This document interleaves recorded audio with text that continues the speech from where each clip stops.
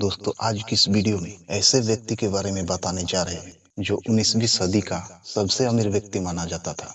मैं बात कर रहा हूँ एंड्रू कार्नेगी के बारे में, जिसे स्टील किंग भी माना जाता था। वो उस समय का सबसे अमीर व्यक्ति माना जाता था।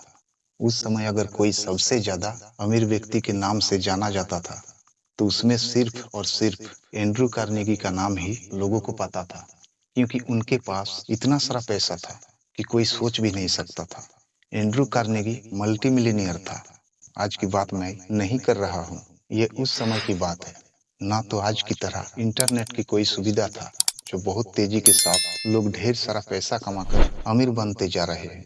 आज की अगर बात करूं तो अमीरों की गिनती दिन ब दिन बढ़ते ही जा रहे हैं। आज हमारे पास पैसा कमाने के लिए नए नए टेक्निक और नए नए चीजें मौजूद है, जिसके सहयोग से कोई भी ज्यादा पैसा कमाकर अमीर बनते जा रहे हैं। मैं आज की बात नहीं कर रहा, ये उस समय की बात है। तब एंड्रू कार्नेगी के पास इतना ज्यादा पैसा था कि उनके नीचे 43 करोड़पति काम करता था।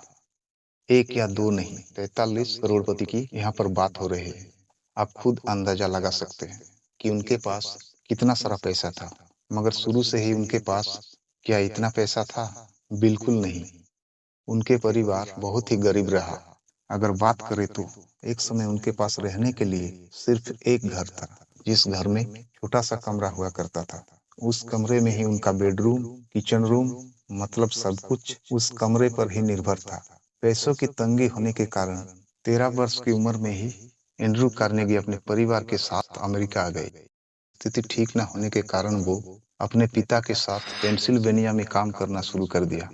कार्नेगी अपने पहले नौकरी बॉबिन बॉय के रूप में काम करता था। उनको हफ्ते में 6 दिन 12 घंटे काम करना पड़ता था और उस काम के लिए हफ्ते में उनको $1.20 मिलता था।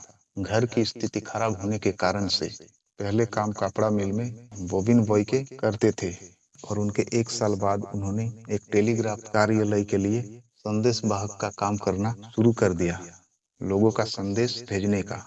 और इसके कारण से कार्नेगी को स्कूल जाने के लिए समय नहीं मिलता था, मगर वो पढ़ना चाहता था।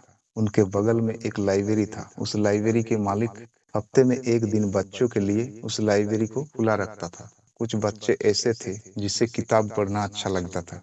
वहां से कार्नेगी को भी पढ़ने के लिए मुफ्त में किताब मिलता था। किताबें पढ़कर उनको ज्ञान बढ़ाना था और किताबों से बहुत कुछ सीखने को भी मिलता था। किताबों से प्राप्त हुआ ज्ञान के सहयोग से आगे जाकर कई कार्यों में सफल हुए। अमेरिकी व्यापार की जगत की ऊंचाई तक पहुंच गए और देखते ही देखते वो स्टील फैक्ट्री स्थापित कर दिया। कुछ ही दिनों में वो अमेरिका के सबसे बड़े स्टील बनाने वाले कंपनी के मालिक बन गए। एक समय जिनके पास रहने के लिए घर नहीं था, वो लड़का बड़े होने के बाद आगे जाकर एक स्टील जगत के मालिक बन गए। वो उस समय का मल्टी मिलियनियर बन गया था। उनके नीचे 43 करोड़पति काम करने लगे।